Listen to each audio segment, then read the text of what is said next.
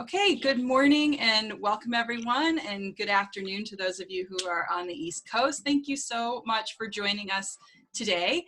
We're excited to be here. We're here with Bob Buiaroski, and he is doing a webinar today about creating an impact through the lens of the customer. So we are thrilled to have Bob here today. I have worked with Thank you. Bob for years. He is a good friend of mine, and he brings a lot of knowledge and experience to the table from an international standpoint and from various industries. So I think you guys are going to get a lot out of today. I'll tell you a little bit about Bob. Bob Buiaroski is forward-thinking, results-focused, and commercially driven executive leader with board-level expertise in delivering high-performing organizations, major transformations, and customer excellence in complex technology-driven environments. Bob is currently the SVP and COO of the Global Clients Division at State Street in Boston, and his role is focused on delivering the best service and delivery for strategic clients. Bob has been in this role for 6 months and has moved across to the US here from Canada, and was previously with Manulife in 2019. And with Manulife, Bob focused on customer and digital transformation for the Canadian business. Bob was also in the UK and was with Capita and provided top-level strategic expertise across a variety of sectors, including retail, telecommunications, utilities, automotive, and financial services. And I know we've got a lot of you from a lot of those industries on this webinar today.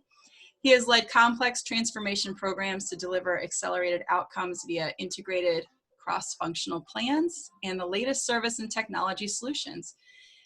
Key to this is the adoption of global best practice, digital first thinking, and leading edge operating models. Prior to Bob's Capita role, he was the COO of Digicel ICT division in Latin America and the Caribbean, and also held in-market and global customer roles for Vodafone, being responsible for delivering customer experience across Vodafone's global footprint. So beyond his corporate roles, Bob has been active in the US, Australia, and UK with the Customer Service Institute organizations there. As I said, I've known Bob a long time. I am so excited that he's here with us today. And Bob, I'm going to hand it over to you. We are so excited. So tell us a little what you got for us. Thanks, Christine. You can hear me well, yeah? Yes. Great. I will not share my screen just now. I'm going to just open with a couple of things. So first off, thanks so much and welcome everyone to this session. I was keen when Christine first spoke to me about it to engage with you on this basis and share some of the things that have given me great success. And also you'll hear in amongst what I talk about some of the areas that I'm continually challenging myself to learn and improve on as well. The thing that, just to reflect on the Customer Service Institute for a little bit, is the reason I've got a deeper relationship with Christine in the US and in Australia is I've never been shy about asking the Institute to give me what I call brutal feedback around what I'm doing within the organization that I'm running, and what's going well and what isn't. And I think that creates, when you're able to engage with people in an industry that are able, that are not just telling you what you want to hear, but telling you what you need to hear, it creates just creates a connection that lasts for a long time, and it's certainly sort of helped us along the way as well. I'm going to share my content now. I trust everything's going to go well, but if it doesn't, Christine, I'm sure you'll jump in. Absolutely will. Great. So just to reiterate a couple of things that I know Christine touched on, but the reason I thought this was an important session for me to reflect on and talk to you all about is that I've been fortunate enough to look and work around the world, and primarily my starting position being in Australia and then moving to the UK and Europe. As Christine mentioned, I worked in the Caribbean for a while, and then most recently in Canada and now Boston. And one of the things that I've found interesting as I've traveled to those different organizations and places is that regardless of the industry, I've been able to establish what I call a lot of cut through from a customer perspective that's driven some outcomes that, as I entered the organization, weren't thought possible. Even though I'm in State Street today, and State Street's a wonderful organization, the very first, my very kind of first week there, I think I was told many, many times about how most of the people that had worked in State Street had 20 to 30 years experience. And again, when you're approaching a role or anything really that you're doing, any initiative that you're doing in that way, I'm not sure if you can hear that dog barking behind me, but if you can, hopefully it's not distracting you. But as even so, like I said, even when my first week in State Street, even though I was up against people who had been in the industry for a long time, I knew that the method I was going to use would help challenge some of our thinking. You can't always control the outcomes, but you can actually control the method, and you're going to get to a better place. So, just to add a little bit more color, I'm married with 2 children. Part of what drives me is, and you'll see this come through in some of the leadership things that I speak about, but kind of part of what drives me is I'm a musician that likes to express himself through, performing, in front of a number of people. Therefore, it's always held me well, in terms of, when I've engaged an organization, and it feeds that part of me, if that makes sense. I wanted to approach this in a few, probably 3 key ways. I want to talk to you about, certainly the title of this session is around creating an impact through a customer lens.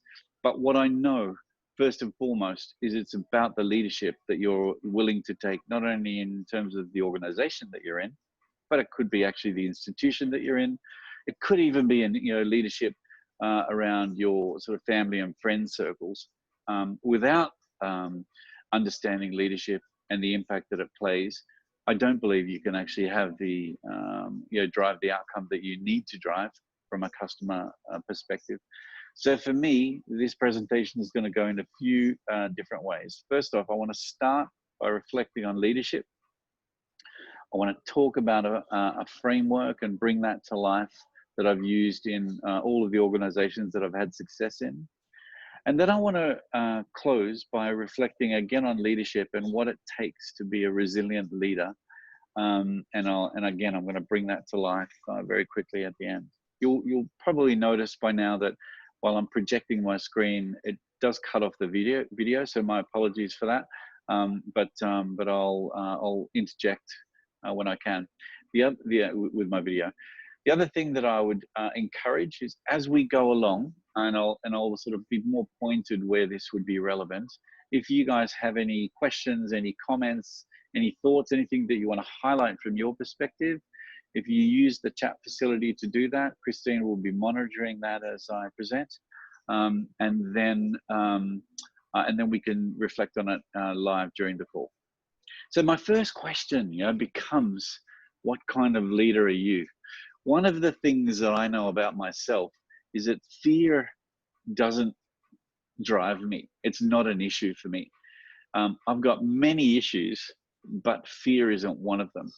And one of the things that, I'm saying that for is that to be a leader that wants to make a big impact for customers and people in an organization, you have to be bold. And so the very first question that I wanted to get you guys to think about is the whole, what kind of leader are you? And again, this doesn't necessarily mean that you're leading 10, 20, 1,000, 20,000 people. It could be a leader even in an institution. If you're studying, there's natural leaders that come to the fore in that environment. Even in your home and personal life, there's natural leaders that come to the fore in that environment. So if I look at the what kind of leader are you question, again, for me, it's about, I'm relating this to what it takes to drive a superior customer outcome. I refer to customer obsession because that's personally how I feel about what I do. I'm obsessed about driving like really big outcomes for customers, but I do it through the power of leading people. And so to have that bold ambition, you have to understand where you fit as a leader. And probably a couple of years ago, I picked up a description of leadership, which I've carried ever since, that I thought of, again, it helps bring it to life in a slightly fun way, but it also helps you identify people that either you work with, that you've seen in action, or even yourself. But to me, leadership can be broken down in a couple of ways. Are you a leader that's weak sauce, or are you a leader that's badass? And I'm saying badass in an American accent because I've been trained that way now that I've been over this side of the world for the last 3 years. It's not how I'd pronounce it as an Australian, just so you know. The weak sauce, though, if you think about people that you're aware of and the people that you know that are weak sauce, they're people that, as you see on the screen, are waterers. They're people that are going to say, look, hey, I know we had these plans, but why don't we do a little bit this year, and we'll spread it out over the next few years. We might be able to save a little bit of money that way, get it through that way. Because really what they're doing is trying to find an easy way out. They're trying to find something that doesn't put a lot of pressure on them individually. And on a third point, it's because typically they're driven in a way that's anxious if they take a plunge and make a big statement. There are also people and leaders who love the spotlight. Their whole kind of orientation is they'll tell you who they are in terms of title many times in the first few minutes of meeting them. That's what's important to them. And probably finally, the one I wanted to draw out is there are always people that sort of get close, and as something gets close, they might stop or pivot to something different. Again, it feeds a couple of things. They're looking for an easy way out, and they don't want to be seen to take the plunge because there's inherent risk when you do so. That's a weak sauce leader. I don't know if you guys know any people, report to people, or work alongside people like that, but I certainly have. And it's a good reminder for me when I'm hovering in a weak sauce space to have a good look at myself and break out of that. Really, where we want to get to is to be badass. To me, badass is something that I find when I read, I find it very inspiring, and when I can act that out is incredible for me. And certainly when I see leaders in this space, again, phenomenal. But it's about being brave. Again, the reason I started this slide with bold ambition is there's a brave element. These are leaders and people that can take they take a clear stand. They're an advocate for something, and it might be people, or it might be customer, but it's very clear what they stand for. They know also that it takes both people and customer outcomes to make something brilliant. But they're but again, being bold and brave is all part of it. They're also just, artistic.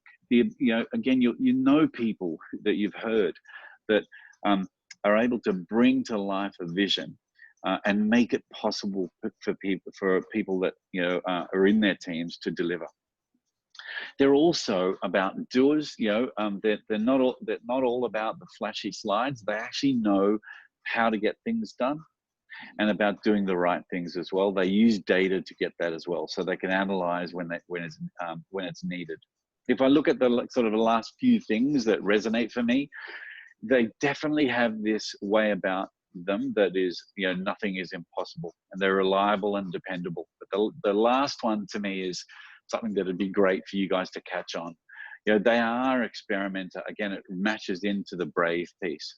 They might be scrappy, but they're not crappy. They know exactly how to navigate through an organization and get, again, try things, experiment with things, all in the aid of trying to get a superior people and customer outcome, making an impact in that way.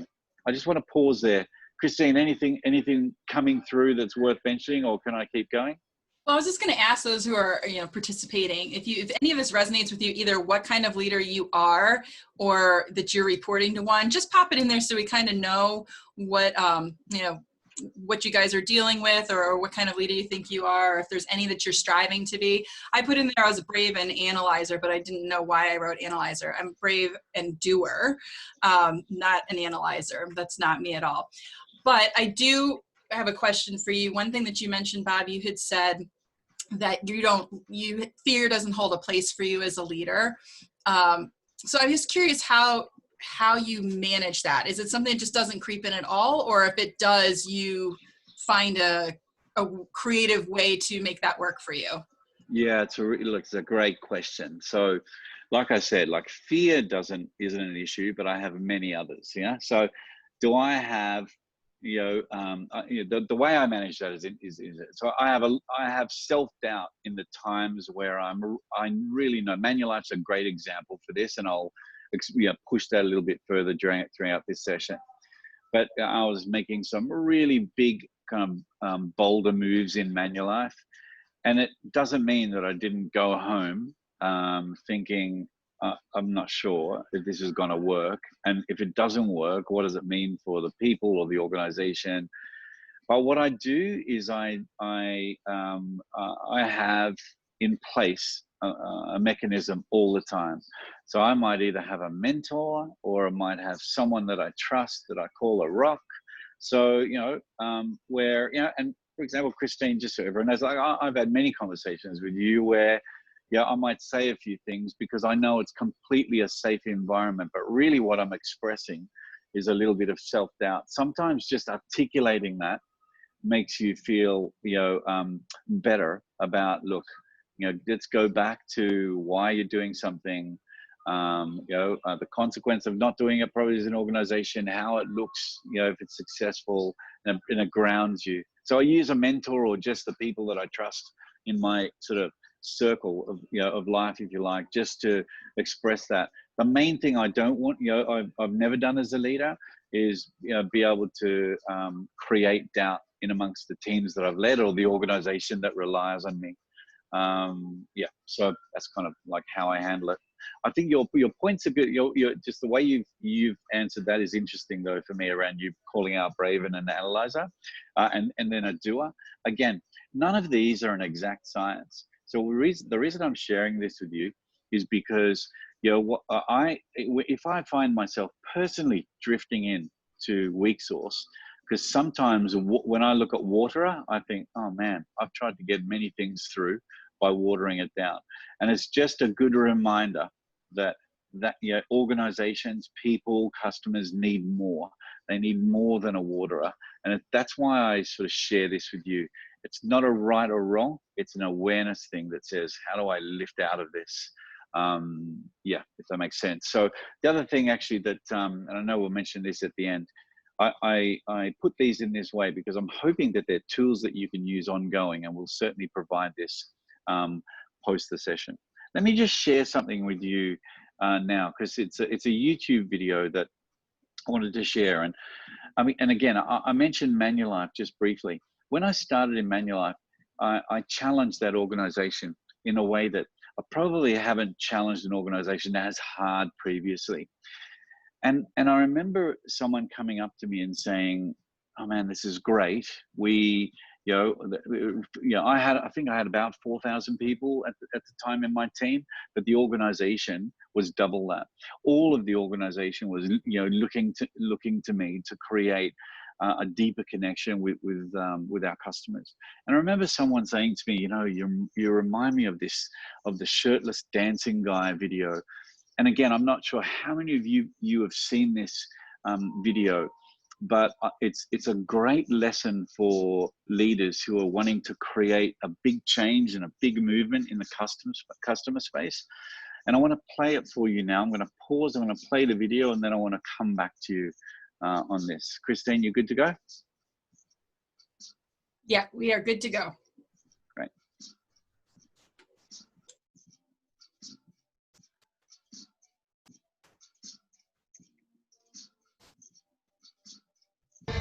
If you've learned a lot about leadership and making a movement, then let's watch a movement happen start to finish in under 3 minutes and dissect some lessons.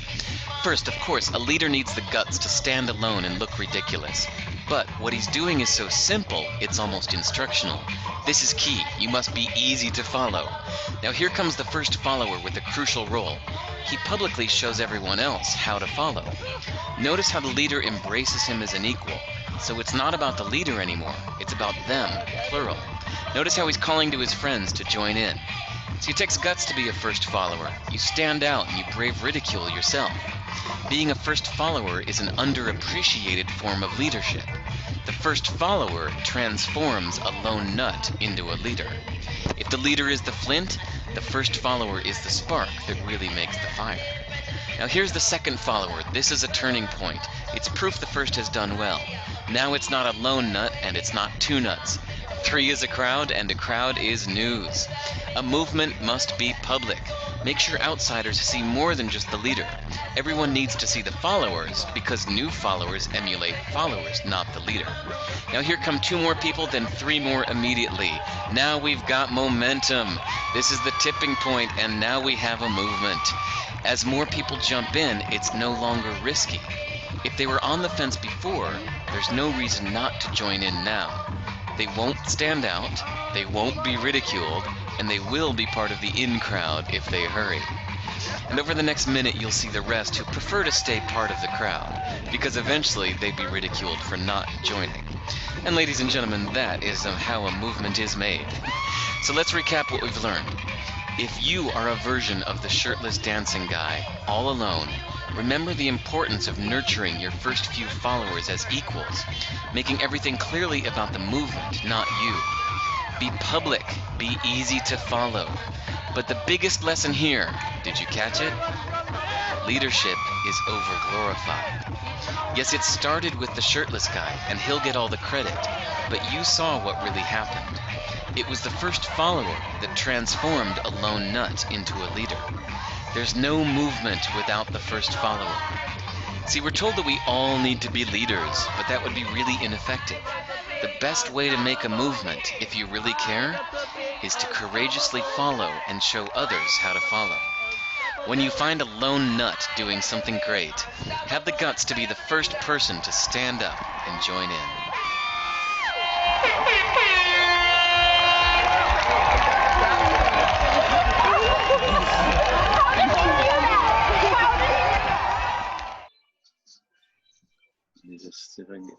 Okay, can you see me now, Christine, through the video? Not yet. No, I can't see okay. you. No problems. No problems. I'll just now I can just see use your the presentation. Great, thank you. So the reason, look, I share that because I remember when I'd never seen that before, but it just reiterated to me a few things that are really important.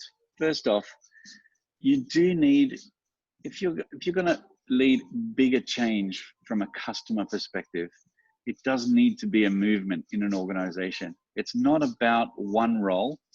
It's not about a team. It's about an organization, and in fact, the DNA of the organization.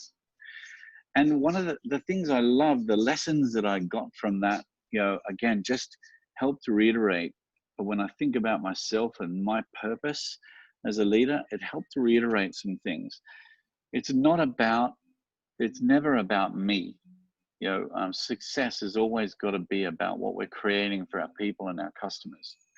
But success is also driven, like I said before, about through your team. So I'm a big believer in servant-led leadership.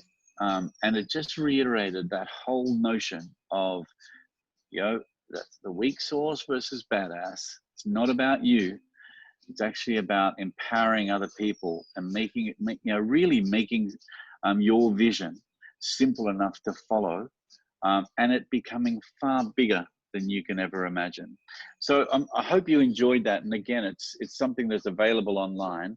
And if you're ever having a moment as someone who's trying to create some change or do something different from a customer point of view, go to that video and feel good about either being the shirtless dancing man or the first sort of followers. Equally as important, that you're going to create something great. If I relate that now then to moving into, well, actually, how does that become a customer movement? I then wanted to share with you guys a framework that I've used that I would just want to cover off quickly before I again demonstrate how I got a bit of cut through. So I use a system in amongst kind of what might appear like a casual or fun and kind of even rogue approach. I use the systematic approach, in fact, to get the cut through on the movement that I need. And actually, I've found that since I've used this model, I've always been able to get major outcomes from a customer and a people perspective. There's a few levels to this. So from top to bottom, the first thing you'll see is brand. And again, I'm fascinated to hear either during or after this session what you guys think. But to me, customer experience and customer service always has to be in service of the brand.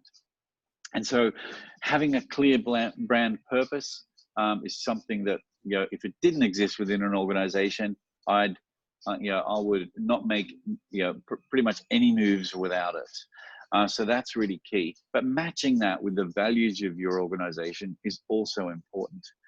I remember I worked for Vodafone in Australia before they merged with Hutchison. They sort of struggled a bit at that point. But before that merger happened, we had a brand purpose called Make the Most of Now. And we had a very strong values and culture framework that reiterated how important it was to make the most of now for our customers and our people and our loved ones, etc. Underneath that brand and values positioning, there are 5 key kind of pillars, if you like. And I'm going to go through each of these shortly. There's leadership. There's know your customer or know our customer.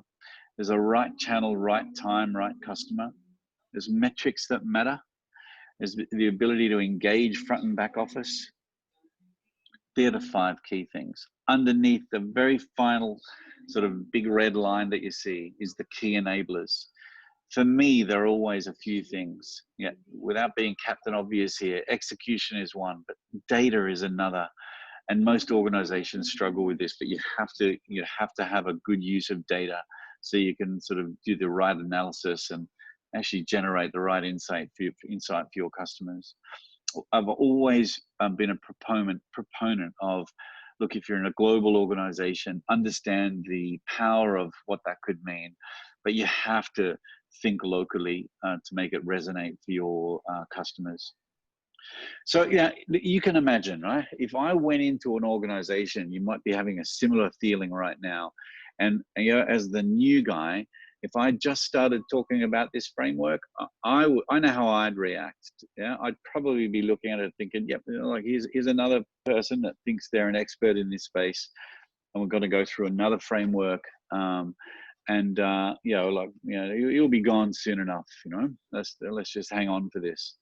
So again, for me, remember, I tie it back to the shirtless dancing guy, right? How can I know this framework will work.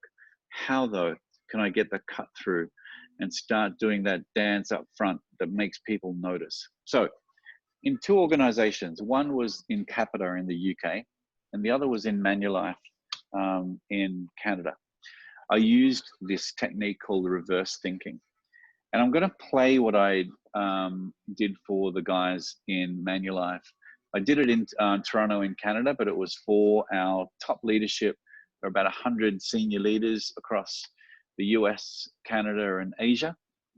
And I was introduced as the person that was going to help the organization drive customer centricity and get our win on customer experience, et cetera, and I did not share what I was going to play with the CEOs or the the leaders or the CEO that I reported to. So let me just share with you now the very first video that was played after. So I was introduced, and this is what I played initially.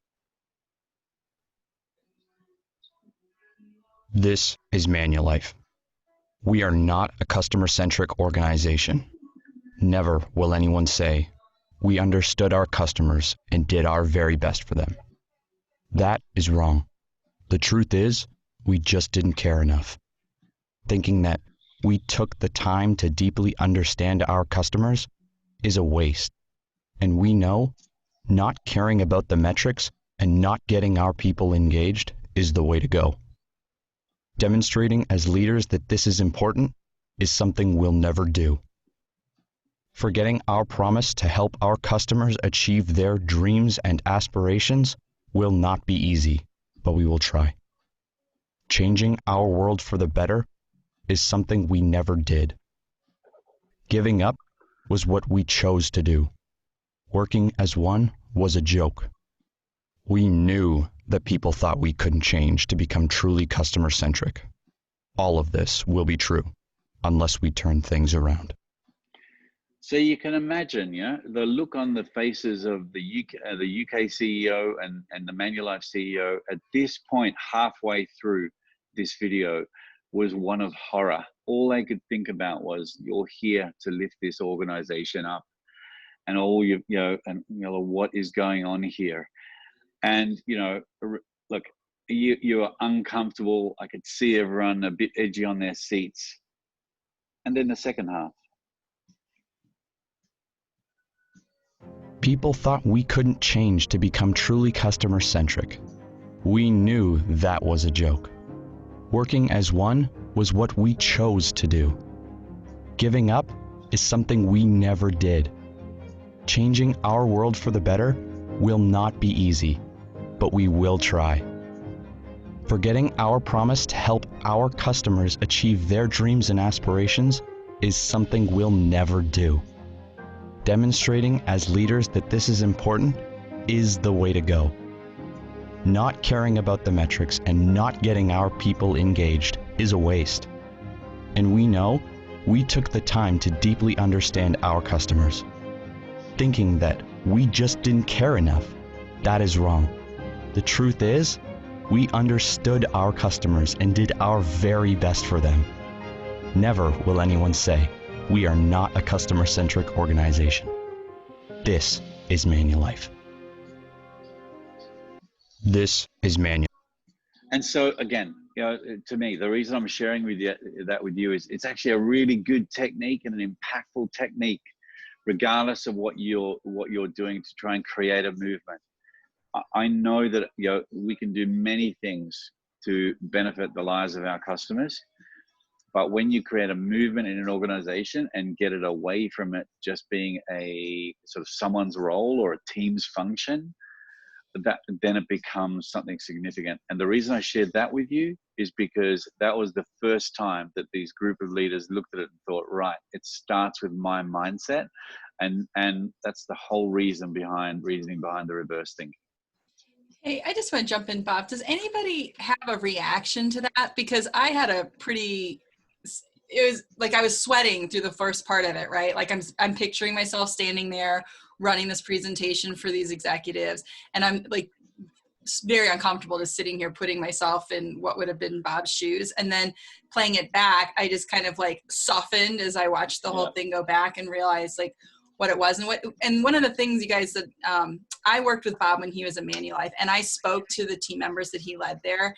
And I can tell you that these are people who have been there 20, 25, 30 years, some of them, that he took certain projects on and literally gave them like 2 weeks to turn something around. I mean, this is completely ridiculous when you think about it in the size of that organization, right? The Manulife, John Hancock culture.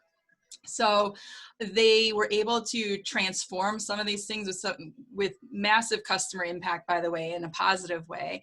And the people said that they've never felt more excited about coming to work ever in the entire time that they'd worked there. And so the fact that that kind of shift took place that quickly under your direction, Bob, I think is amazing. I mean, you had rave reviews. So I'm just curious, did anyone respond to this? So yeah, I like the reverse thinking presentation. I think that makes a ton of sense. I think you probably got exactly the reaction you were looking for from them, Bob. And I mean, did anyone else feel that was a brave way to kind of approach it? Because yeah, like I said, I was really uncomfortable when I was watching it through, thinking, if I were Bob, how would I be feeling doing this? But I guess you knew that what was coming next, so it was okay.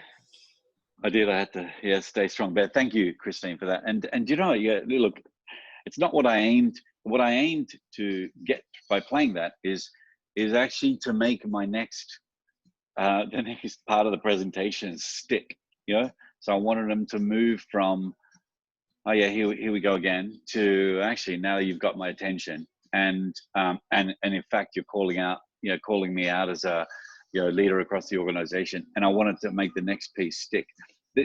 Their reaction, I kid you not, in the UK and across sort of Manulife's global thing, they cheered at the end. It was not, and it's because that feeling of we can do this, and these are not people that are my team. These are people that are leaders across the organization.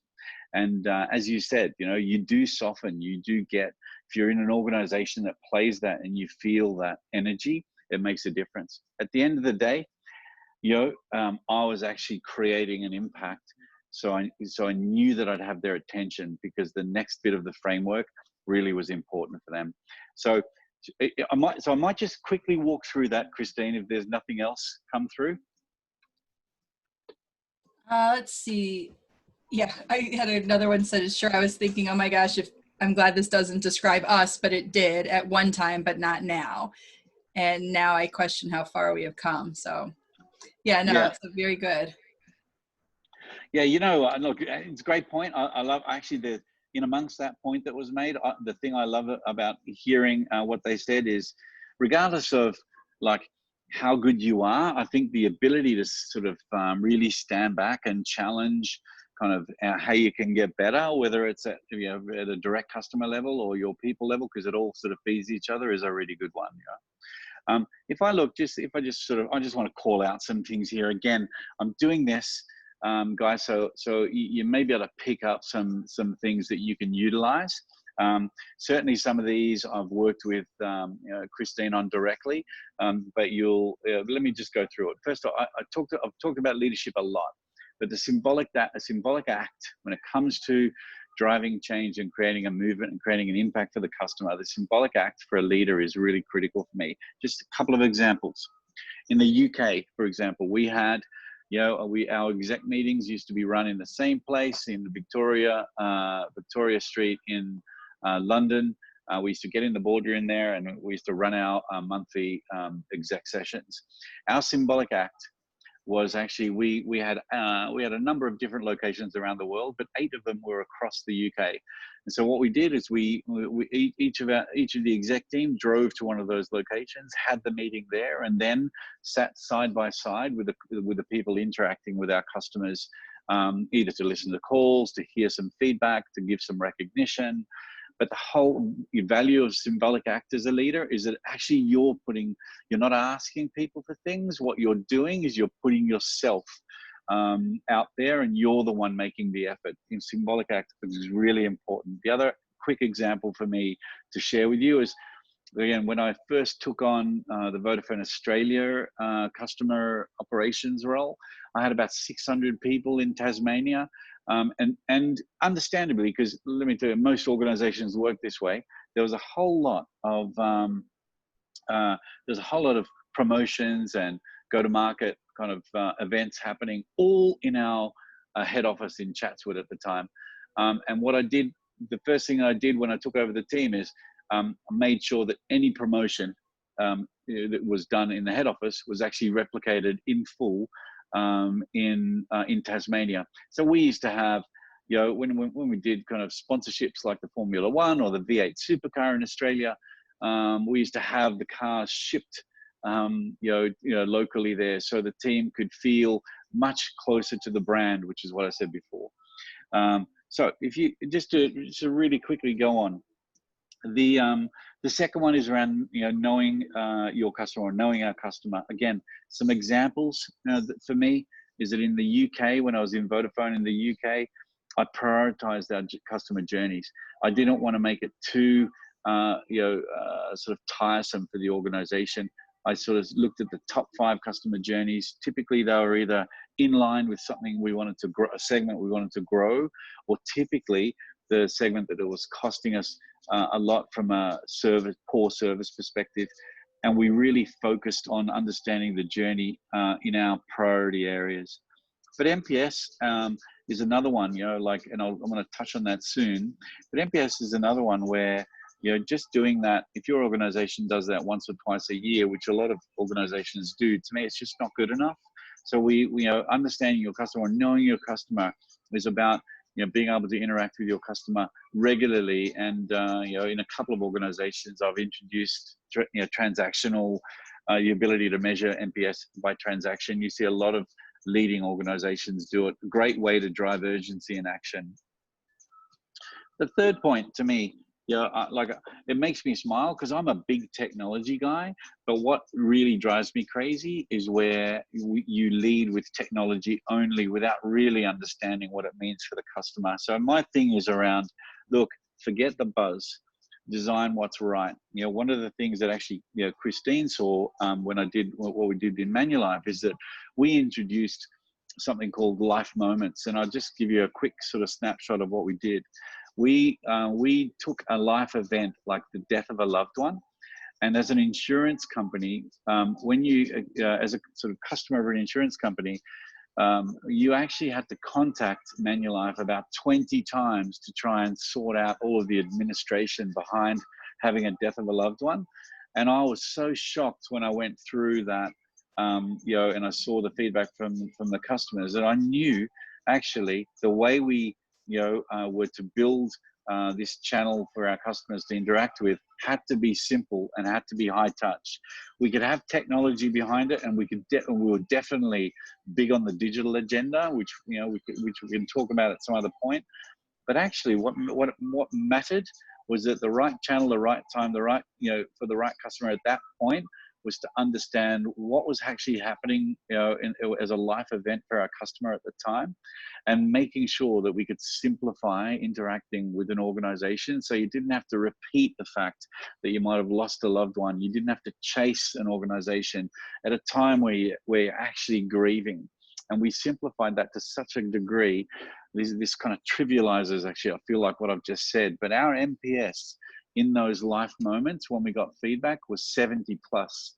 You know, and that's, you know, that's crazy, right? Because for Manulife, it was as an organization, was stuck on -18 NPS for too long to remember.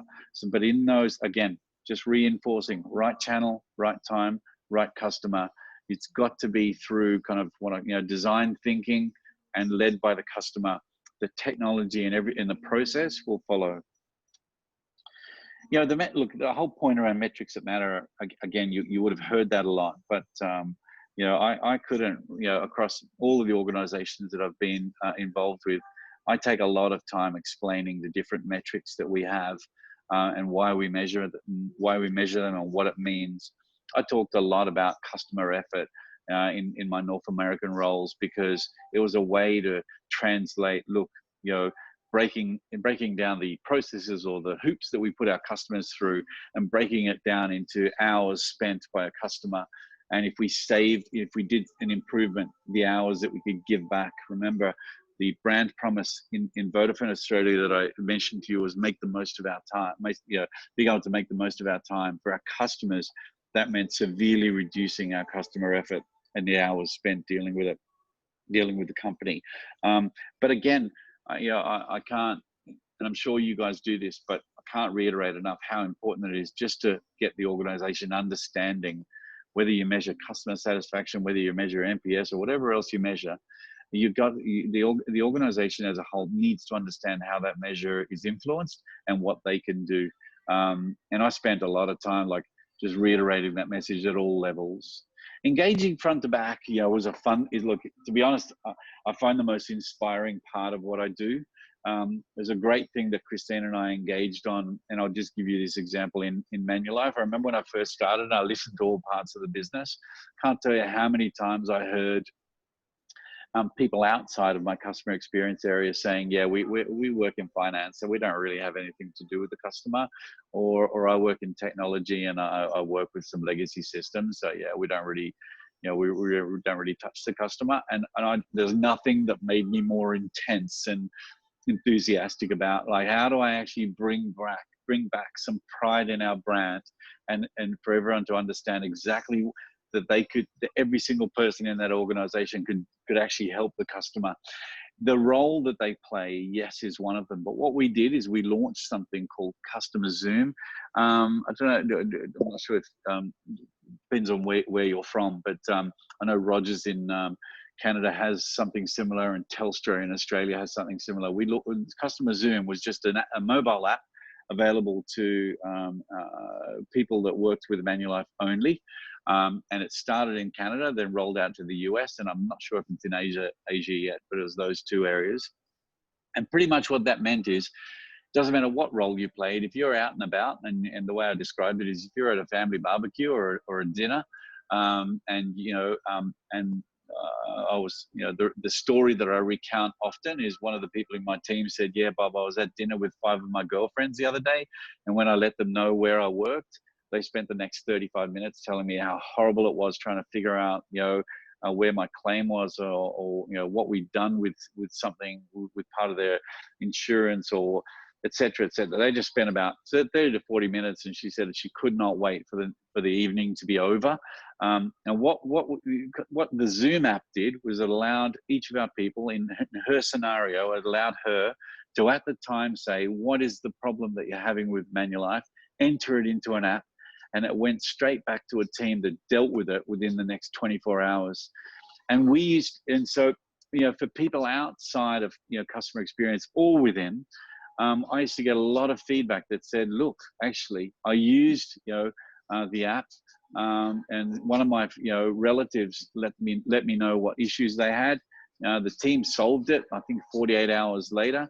And the words that they used is, I felt like a hero. And, and we had 4,000 people sign up within about 6 weeks of launching this app. Again, it's about engaging front and back office. I never want to hear ever in an organization, people don't have anything to do with the customer. There's ways that leaders that we can create a movement and create an impact. I just wanted to share that one with you. Hey, Bob, real quick, we have a question from someone who says, how do you convince a CEO who is deeply rooted in old ways of doing things to buy into your new strategy to improve customer experience for the organization? Yeah, I think it's a really broad question, right? But a really good one, right? But it depends what motivates them. I'll tell you, when I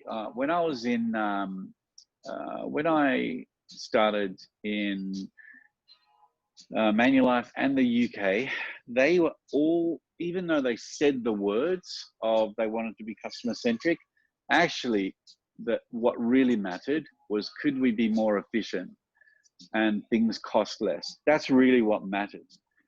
So part of what part of the story that I created here was, look, here's what we've got to do as an organization. But I did break it down into some other specific pieces, so it could be relevant for the CEO. And as an example, I'll share 2 examples really quick. What I did in Manulife was, I showed them that if we actually got better in terms of what we did with the customer, for our customers, we would save, for every % that we saved of our workload, meant about 500,000 Canadian in terms of savings. And part of that was actually investing in some of the things that I just talked to you about, whether it's leadership, whether it's tools, whether it's design thinking, whether it's metrics. I was able to articulate it though in a way that said, look, here's what it'll mean in terms of our numbers. What I stressed was that it was not mutually exclusive. You didn't need to save money at the expense of a customer. In fact, if you did the right thing by the customer and focused on those outcomes, what you did in the Manulife case, we could cut out about 15% of the customer inquiries coming in, just by being better skilled, better trained, fixing up our processes, addressing our journeys. And what it did is it fed itself. So it meant that customers would stop calling us, and then I could translate that into, look what it's saving. I talked about life moments, and that's the other reason why I mentioned life moments, because just that one example of a customer that had to call 20 times to actually get something changed when they have had the death of a loved one. Each one of those calls generates cost, et cetera, et cetera. So it's just making it relevant, Christine, to the CEO. The other thing that the other example that I quickly want to touch on is when I was with Capita, I got the Capita board to invest in something that O2 was doing in the UK. They're a telecommunications provider. And that was kind of unheard of. I was saying to our board, give O2, it was about 1.5 million pounds at the time, because if they were able to do something on their end, which was based on the data that we were looking at, if they could make some key changes to their mobile app, it would actually help us drive a better customer outcome. And again, help us kind of get more effective and efficient. So I always link the two. I have a lot of wonderful CEOs who are big customer proponents, but they are answerable to a shareholder. So I never make the mistake of biasing one, tell a story of effectiveness and productivity, but relate it to customer outcomes. I hope that helps. Yeah, that's great. Thank you. The final piece before I kind of pause and see if there's any questions. Again, I remind all of you about this because it's important, to me personally, and it's something that it really shifted me in terms of how I perform. I talk a lot about resilience. I work a lot with the Resilience Institute, so I just wanted to be fair around the source of this stuff. And I know the founder of the Resilience Institute very well. I'm not going to go into it like in any depth, but I just, again, as these slides are shared, I wanted you to have them in your keeping. With whatever we've discussed, whether you are the shirtless dancing person or the leader who's, really trying to be, badass, or someone that's trying to create big change through your organization, just understanding what it takes to be a leader and the resilience of you as a leader and us as people that are working for people, for other people, is very important. And so I'll kind of want to just touch on one thing here. If I go to the final slide, if you just notice this, there's two halves of this. The top half, typically, you're experiencing different things on the positive. The bottom half is what we have to be mindful of as leaders that are trying to drive great change and impact. And I mention this because it's a technique that we also need to be aware of. Rapid bounce is huge. So Christine, you asked me before, you talked to me, you challenged me around my fear comment, but I go up and down this spiral probably too often to admit, right? And every now and then I go down into a space because I put myself out there, and and I want to be at the forefront of some of the change. You make yourself, you put yourself into a position where, like, I remember having the comment from someone in when I first started in North America, and they said, "Look, Bob, we need you. We need a leader like you in this organization. But just so you know, probably, 80% of the people are, waiting for you to fail." And that, you are only human if it actually takes its toll on you. But just the rapid bounce is important. So I kind of wanted to leave you guys with one thing before I sort of see if there's any other questions. Understanding the different phases that you can go through, whether it's confused, disengaged, withdrawn, vulnerable, distressed, depressed, is very important. The thing on the right-hand side is a bit of a trigger around what can you do. Again, this is such a quick snapshot, and I'm just sort of triggering some thoughts here for you rather than giving you the ultimate answer. So as an individual, be aware of the resilience it takes to do what we do for our customers. Second, if you're a leader of people, or you can see someone going through these phases, actually my advice is just the top two are what you should really focus on. Because once people get into the withdrawn, vulnerable, distressed, and depressed state, that's not our field of expertise. They should really be getting some additional kind of help and counsel to help them through. But awareness is great. Again, leadership, really creating a customer movement to get some big impact for your customers, and understanding why resilience is important, and how things can fail from a leadership resilience perspective and knowing what to do about them is what I wanted to share with you today. Happy to take on any questions. I know we've got a few minutes left, but I hope that was useful. Hey, Bob. Yeah, that was great. Just real quick on your last slide, if you want to pop it back up. I just had a question for you, because there are probably right now, just given everything that's going on globally, leaders that are definitely feeling some of this, but they're people too. So I was curious, how would you advise leaders to help their people through this time where they might be feeling confused, disengaged, and withdrawn as well, not just from work, but everything else? Like, what are some things that the leaders can do to not only help themselves, but help their team? Yeah, it's a great question. What the thing that I do is I openly talk about it. And again, like State Street Bank, for example, the company that I'm with now, they've been around, far longer than I've been in existence. But yet, when I spoke to them about, when I said the word resilience, and I spoke to them about different things, they instantly open up a dialogue. Just specifically to your point, though, is that then I look at, okay, what can we do? Typically it's an individual's kind of personal responsibility, but just engaging in the dialogue and being comfortable as a leader to engage the dialogue, or a colleague, by the way, helps people just talk about it openly themselves, and then you can guide them into some of the simple things that they can do to break out of it. Nothing beats, Christine, the connection with people and the openness and making it okay to talk about.